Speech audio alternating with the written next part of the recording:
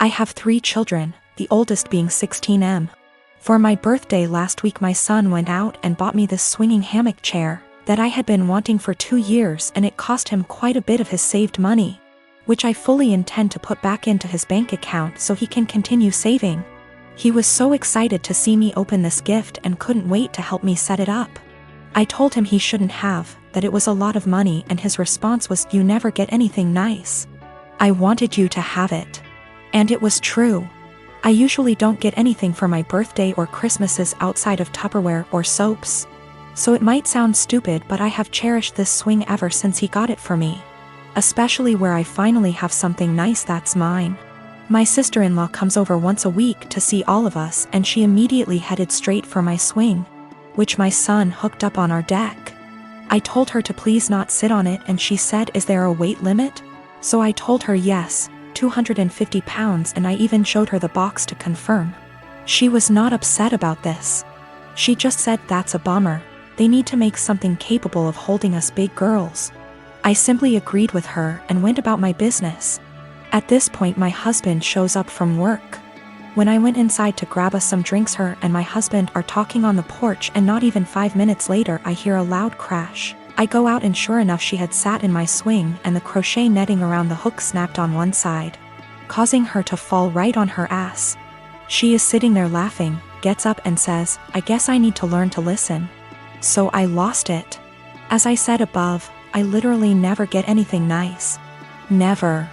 This is the one thing that I had that was mine, and it didn't even take someone a freaking week before they ruined it for me.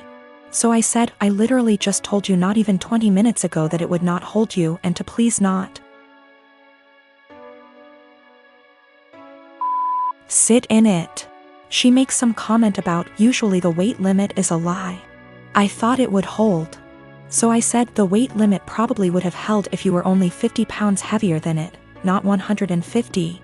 She is 420-ish lbs because she is one of those girls who eat food on camera for money, and she absolutely loves her weight. But regardless, instead of apologizing or offering to compensate me for my destroyed item, she has resorted to saying I'm a shitbag for making her feel like her weight is a problem and my husband is on her side. This goes back 3 years when my mom and her girlfriend got engaged. My mom put in so much time and energy into organizing this wedding and was so excited. She sent out invites to all our family members for months in advance, and almost everyone confirmed they would be going. Barely a week before the wedding, she received several messages from aunts and uncles who said they won't be going because they had other commitments, despite confirming they'd be there months prior. One of my aunts, my grandma's sister, confronted my mom and said many weren't going because they still didn't agree with the fact that she was marrying a woman, including herself, because it went against her Christian views. Meanwhile, my hardcore Christian grandma was more than happy to walk my mom down the aisle. This upset my mom, but she tried not to let it ruin her wedding. I, however, was furious. Only my grandma, my mom's sister, a few cousins, and another aunt attended the wedding, while my stepmom's entire family came.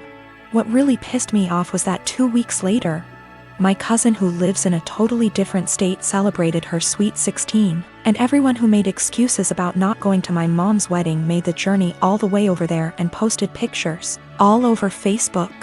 It really broke my mom's heart and just felt like salt in the wound.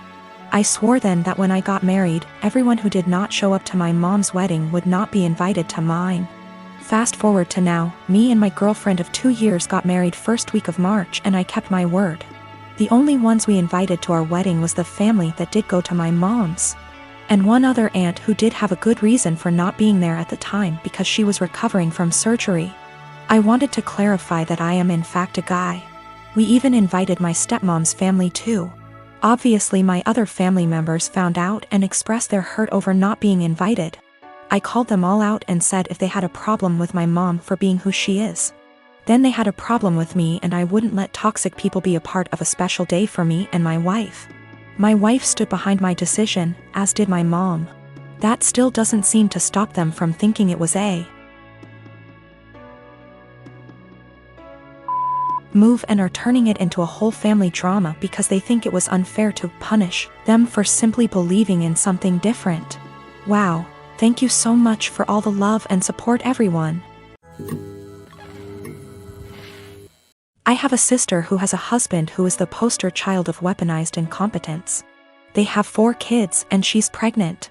My sister works a full-time job, 40+ hours a week, cleans her entire house, cooks, takes care of all her children without him doing anything. It is seriously mind-blowing that she wakes up at like 4 a.m., cooks breakfast, does chores, gets all of her kids ready for school, takes them all to school and daycare, and all he does is stay home and work. And when his kids get home, after my sister picks them up, of course, he will play with them for a little and play video games until he falls asleep. She actually makes more than him. My fiancé and I had to stay with them for 6 weeks while our home was being renovated, and since we both WFH, we helped her, and it is amazing how much happier she is when she has help. I helped with the kids, and my fiancé even drove her to doctor's appointments. Her husband literally only acknowledges he is a parent when his family is around, then he is a God-fearing, hard-working father of 5. He is the one that wanted more kids. She wanted to stop after her last baby, but he needed more boys. I am seriously concerned not only for her, but her kids as well, because now her oldest is seeing what's happening and trying to help, but my sister is prideful and refuses to let her child do anything. Me and this man have never gotten along. He's been acting like this since their 8-year-old was born.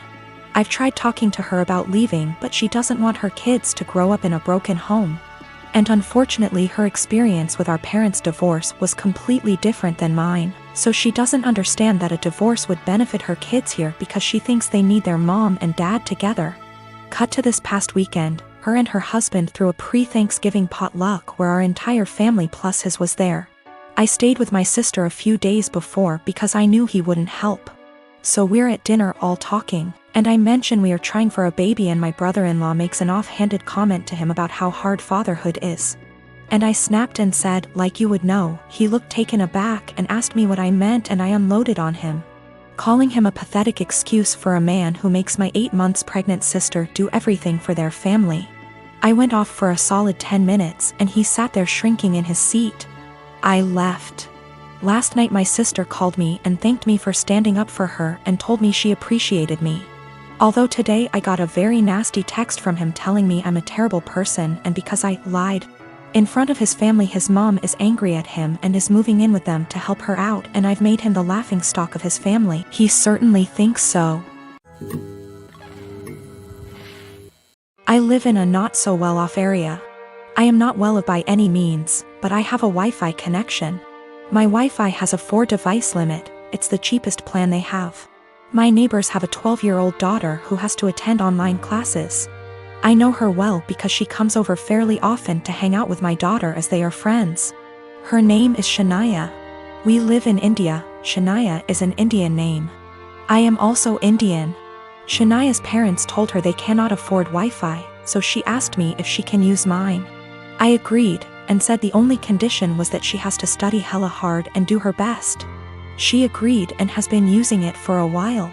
Over the past 2 months, I have been finding it hard to use my Wi-Fi.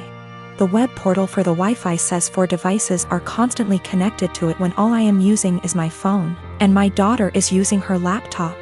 Sometimes, my daughter can't connect to her own classes and uses data.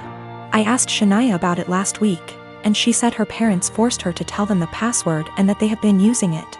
I went and spoke to her parents about it, and said that it is only for her to be able to attend classes. They said they will stop using it. But over the week, 4 times my daughter's classes got interrupted because there were multiple devices trying to use it.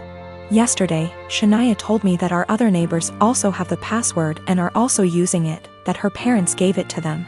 I went and warned her parents again, said I will change the password, but they made false promises again and shut their door. I changed the password and gave Shania the new one, but her parents forced it out of her again. My daughter's education needs to take priority. Her classes are important. I can't let her education take a back seat, but if I change it again and not give Shania the password, her education will get affected.